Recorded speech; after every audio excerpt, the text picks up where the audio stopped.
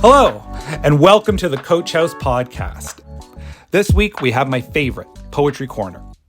Matthew Gwathmey, author of Tumbling for Amateurs, is reading If I Had to Say from Love Language by Nasser Hussain. It starts with the grunt, but in, the creation of language together. And then, as a special treat, we have a long-form interview where Tamara Faith Berger talks with Andrea Werhun about books, filmmaking, and sex work. I don't suggest that people who have no whoring experience use the word whore lightly. I think there should be a bit of weight to it and a bit of self-consciousness that goes into using the word as a site of metaphor rather than lived experience. What did you say? You wanted some of the best candlelit in the country? Well, stick around, because we got it.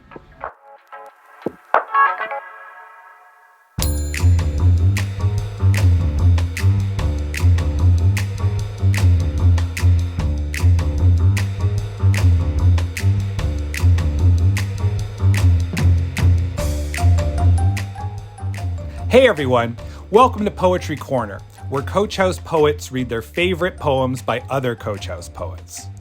This week, we have Matthew Gwathmey, author of Tumbling for Amateurs, and he's going to read If I Had to Say by Nasser Hussain. Matthew Gwathmey was born in Richmond, Virginia, and currently lives in Fredericton, New Brunswick, with his partner and 5 children. He studied creative writing at the University of Virginia and recently completed his PhD at the University of New Brunswick. His first poetry collection, Our Latest in Folktales, was published by Brick Books.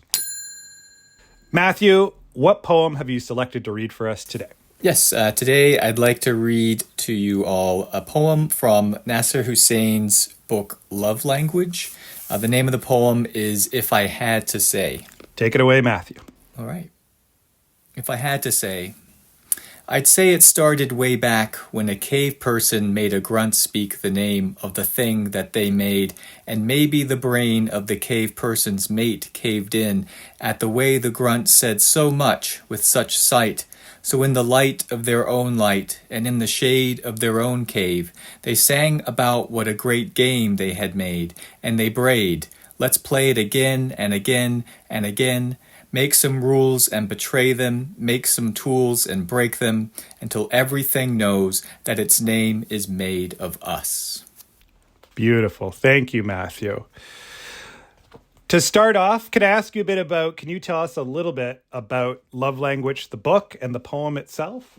It deals, if I had to sum it up in one word, it's wordplay. It's just kind of rife with, a lot of kind of exploration of, what language can do. I'm just kind of flipping through, and there's kind of some visual stuff. There's some, experimental, abstract stuff, but also, I guess I'll talk a little bit about, with the specific poem I chose, there's a lot of stuff going on kind of underneath the surface here.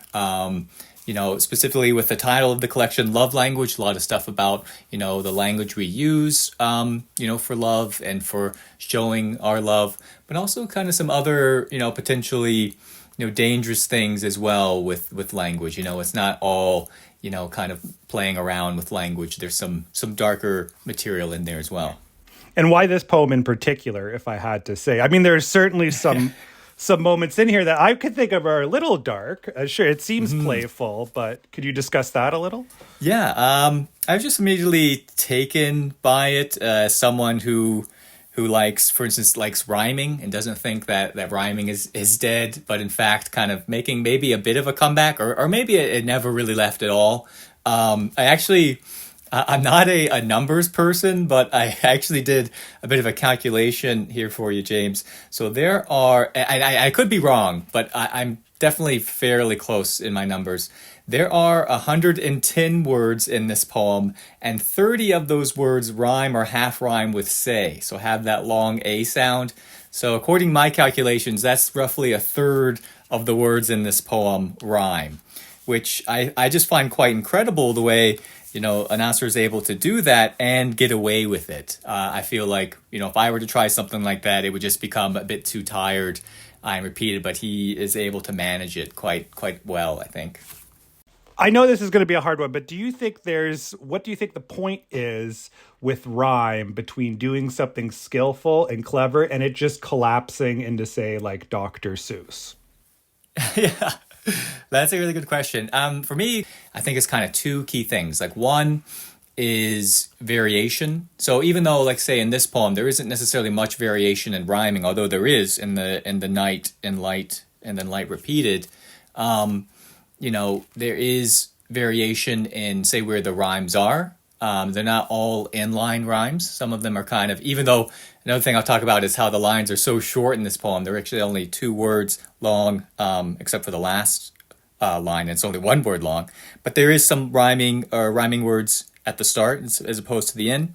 And then the other thing that makes, to me, in my opinion, makes an effective rhyme is the element of surprise. And just, when I think that Nasser can't rhyme anymore, he does. Like for me, like kind of the prime example is a great game they had made and they braid. And that is like the perfect word. It's so surprising. It's something like for me as like, there's no way I would get away with it. And he gets away with it. And yeah, he's able to really kind of be playful with this rhyming and, surprise us as well.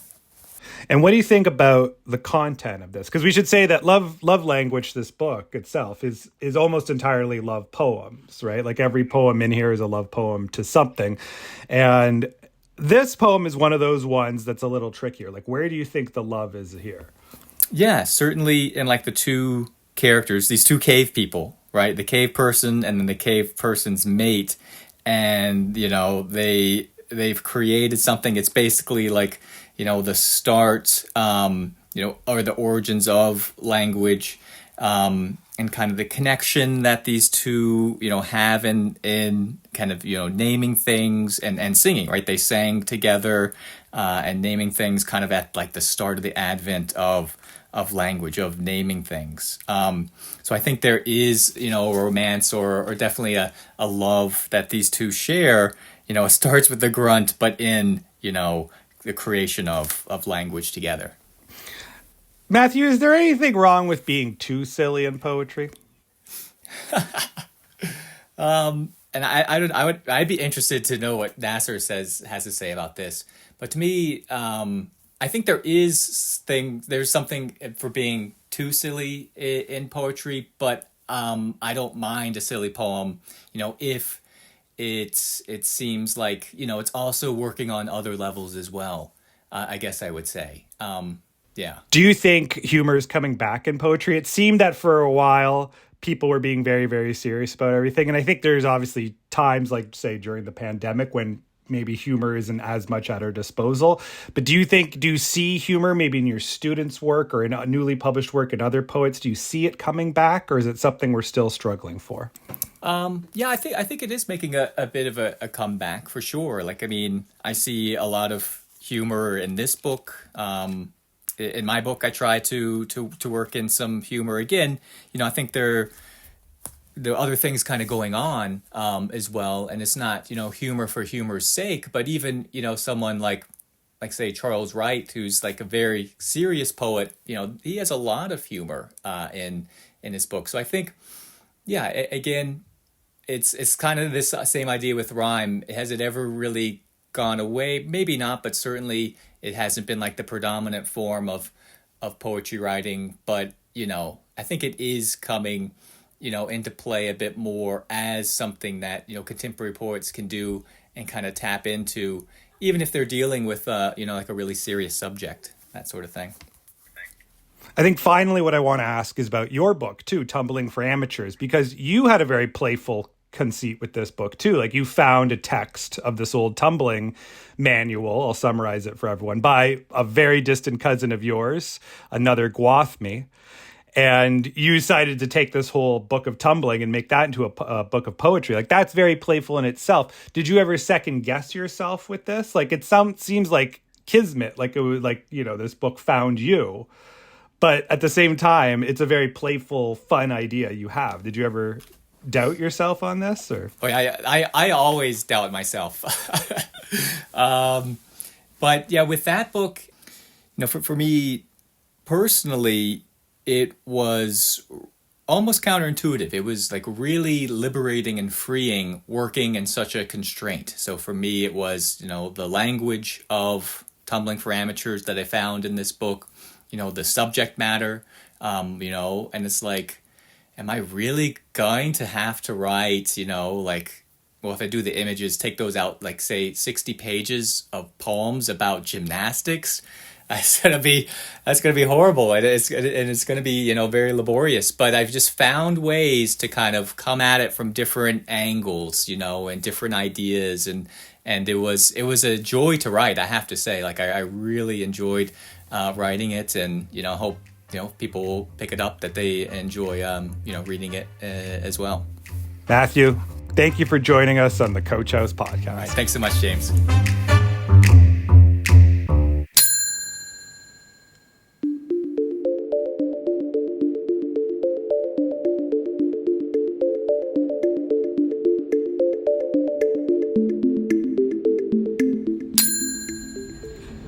The author of Maidenhead, Queen Solomon, Little Cat, and most recently Yara, no one writes about sex, death, or religion quite as fearlessly as Tamara Faith Berger.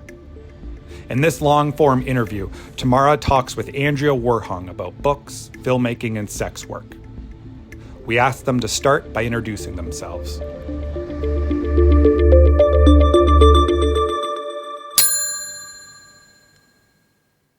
I'm Tamara Faith Berger. I've written a bunch of books. My most recent book is called Yara, and it came out with Coach House in October 2023. My name is Andrea Werhun. My pronouns are she, her. I'm a writer. I wrote a book called Modern Horror. I'm also a performer, and I'm a sex worker. Great. So I'm really happy to be here at the Tea House with you, Andrea. I feel like your work is centered on sex work, but I feel like it also has docudrama in it. It has an auto-fictional component to it, and it also has an erotic component, but all with an embedded critique of labor and race and privilege. So it's like a big, wing ding, it's a huge thing. But my first question, okay, here it goes. That was my little intro. But my first question for you is, your book is called, and the film, right? One of your films is called Modern Horror too. I guess, how would you define the term modern? Because especially when it modifies the word horror, is it meant to mean contemporary? Or is it meant to sort of modify or repurpose the word horror, which historically carries with it, I would say, negative connotations? I guess I juxtapose modern with ancient. I think about the ancient horrors, the horrors of yesteryear, the horrors of history, who have never had the opportunity to truly tell stories and have the freedom to be themselves in public, without being stoned to death, without being murdered, without being harassed. I mean, the modern of modern horror is a sort of declaration of freedom of expression when it comes to telling stories that are traditionally taboo and have led to all sorts of violence, and of course still do.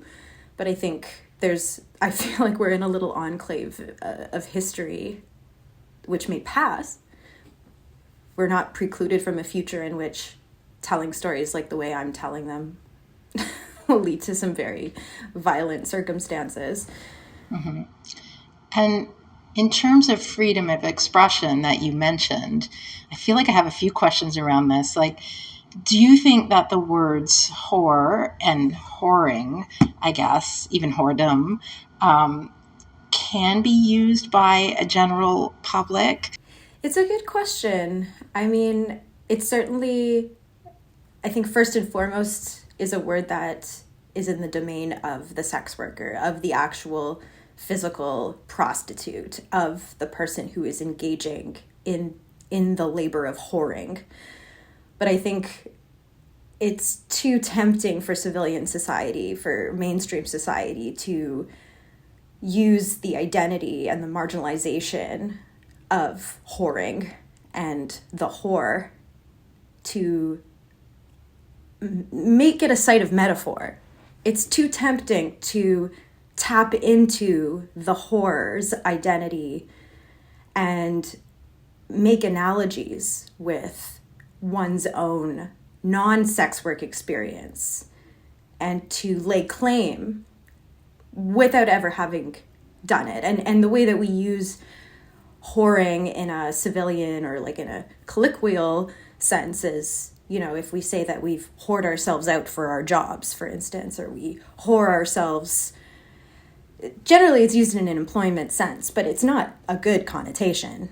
You know, it's not, there's a prejudicial element to whoring oneself out for something or whoring oneself out to an idea. Usually we whore ourselves for money, and there's a suggestion that there's no control there. So I don't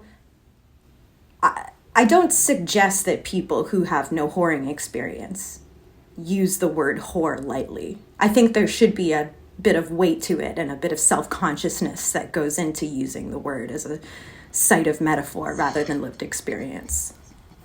Right. Do you feel like that civilian women who, and sorry if this question is not necessarily, again, like an art and literature question, but do you think that civilian women who fantasize about sex work and whoring, or maybe who even dabble in it a little bit, are allies in a sense, or like are their minds kind of colonized with a non-realistic idea of sex work? And do you feel like that there is this like a kind of feminist appropriation in a way of sex work? Yeah, like a feminist or like a liberal kind of appropriation of it.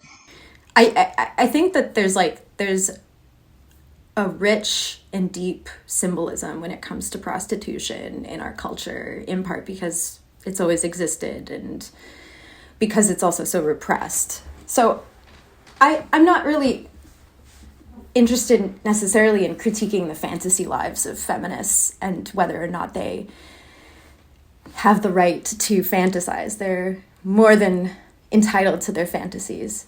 Does it make them allies to fantasize about whoring? I don't know about that, because I think, you know, what does it mean to be an ally? I think allyship has a lot to do with humanization, and that's where I think stories come in. And it's too easy for people to call themselves allies while simultaneously objectifying us and tokenizing us and using us for their own social clout. I feel when I think about the sex work and sex work in society, I often think about like, okay, what comes first when it comes to sex work? Is it culture? Is it the law? Because at the end of the day, like, sex workers are criminalized, and people can feel in their hearts that whores are good and life and, you know, deserve to be here and shouldn't be oppressed and shouldn't be subjected to violence. But at the end of the day, we live in a society that is governed by laws that mandate that we are essentially victims of violence as a result of our life having sex and accepting money for it. So it's all well and good to feel, but I think we need to translate those feelings into action and to actually see legal transformation in society where we can see sex workers live as fully fleshed out humans who have as many rights as everyone else. Well, your book, Modern Whore, does that so well, you know, because it really does bring in all the various strands, I would say, of living as a sex worker, you know, both the storytelling one and the creative one, and the life-giving one, but also the law and the criminalization piece. And of course, I'd never received the book again, but whatever. But what I really remember from it is that picture of you the sign. I believe it's at like Yonge and Dundas, and I forget what the sign says, but I was really, really struck by it. And actually, I wonder, was that under the rubric of a performance, or no, that was just you out there going like, yeah, I'm a whore, you know, like, I don't know. So that photo series for Modern Horror is for a story called, what's it called again? Street Meat Stories. And Street Meat Stories is an homage to an author named Crad Kolodny. Okay, yeah, I know. Who self-published and sold his books on the street in the 80s and 90s. Right. And so I tell his story and compare the writer's life to the sex worker's life in that story. Right. So the photos of me with signs around my neck are in homage to Crad, who that's how he sold his books in the street. Right. He had signs around his neck that were very like provocative, you know, designed to get conversation going so he could sell his work. And so, so I had a sign around my neck at Yonge and Dundas that said, "Unrepentant Whore Writes Book." Right. God, it was such a good big photo. Yeah, it's amazing. Yeah, we have lots of different signs that we made, Nicole Bazine and I, my collaborator. 2 boobs, 1 book. Lots of things. So, because there's something about being a whore, being visible, being denigrated. You're becoming less valuable because you're seen in the street. You know, there being some sort of lack of value attributed to people who are street-based. And to have a sign around my neck, you know, like there's Scarlet Letter vibes. There's like all sorts of connotations there. But yeah, that's what that picture was about. Okay, so you mentioned Nicole, and you work with Nicole a lot on the films, obviously, but also on the visual components of your book. I guess I wonder. So I've seen both docs, and I saw Thriving, a Dissociated Reverie, and I found your performance, and that was amazing. Who were you, Wendy? Oh. You were Wendy Manswoman, or Stacy. Wendy Manswoman. That's so good. It was Stacy Woman's Bridge. Right. Well, I'm totally conflating Wendy Mesley and Peter Mansbridge, right? You were thinking of that, correct? I was thinking more of Peter Mansbridge, but I kind of like that character being an unholy pairing of the two. Totally. Yeah. Well, there's a lot going on between the two of them. I wonder if you could talk a bit about the collaborative experience of working on Thriving, a Dissociated Reverie in particular, and of not being the central subject. Because in the other 2 films, you're the central subject, Last Night at the Strip Club and Modern Horror. So how is that different than working on your other film projects?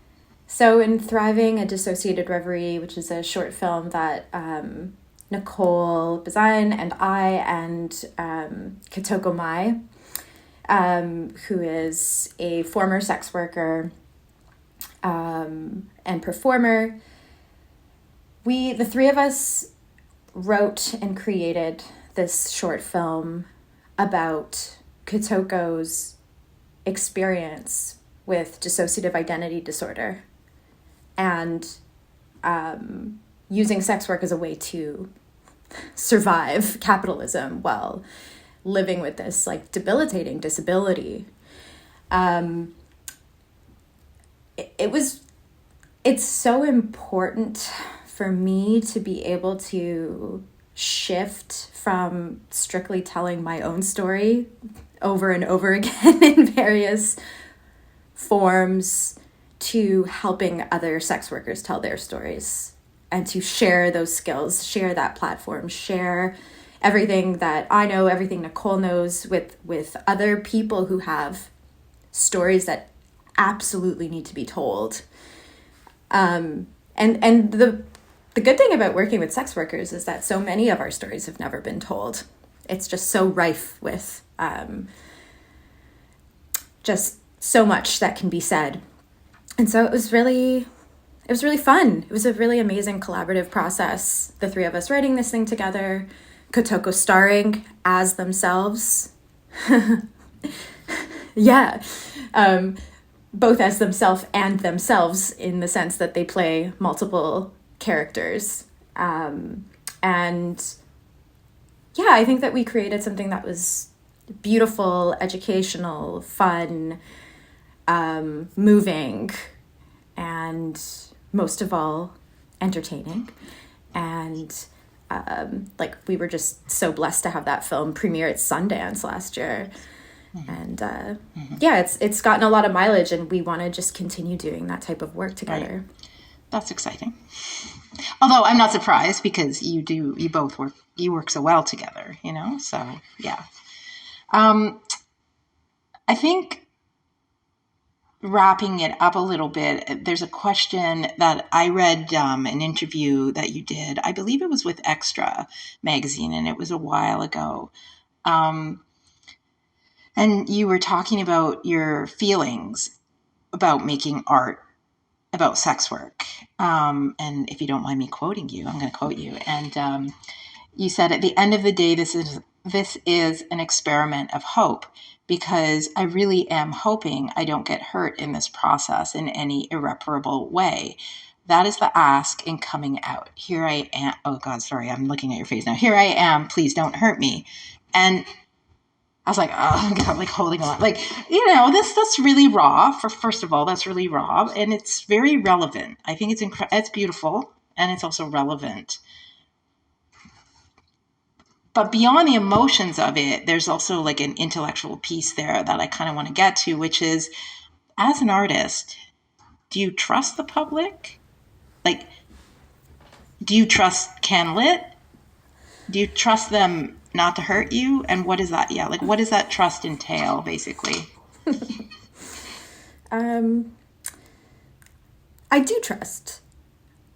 Trust is a two-way street. What I've learned when it comes to trust, and trust is this, you know, I feel like I have a lifelong relationship of trying to understand what trust truly means. I cannot, as much as I am literally an open book, you know, as far as my story and my feelings and, you know, my raw vulnerability in a lot of ways, you know, trust is about learning where I need to draw the line, and how vulnerable I am, and how open and how honest I am with people and the public, and learning how to be strategic about that. Do I trust the public to... If the ask is to not hurt me, the ask is to take care of me. And do I trust the public and CanLit to take care of me? I guess my immediate answer is I can take care of myself, first and foremost, which is kind of what I need in order to be vulnerable in a public way. So far, so good. But like I said, I don't know how long that will last. And I predict there's a limit to that I will meet.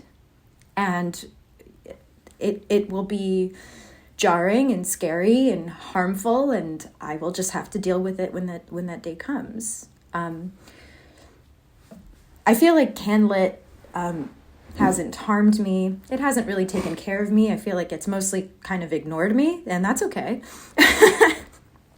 I don't need CanLit. CanLit needs me. I think that CanLit is solidly frozen in its stoic Canadian values, that it still might be some time yet before the shakedown happens, but it ain't over till it's over. That's what it was. Well, thank you. Thank you. It was great to talk to you. You too.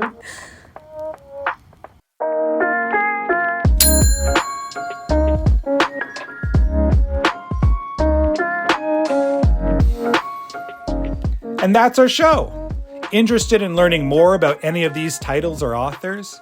Go to chbooks.com, where you can not only find out more about these books, but buy them directly from our warehouse. Fresh from the press, there's nothing like it.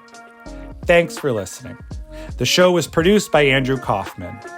This podcast was printed on Zephyr paper, pulped in a paper mill in Quebec.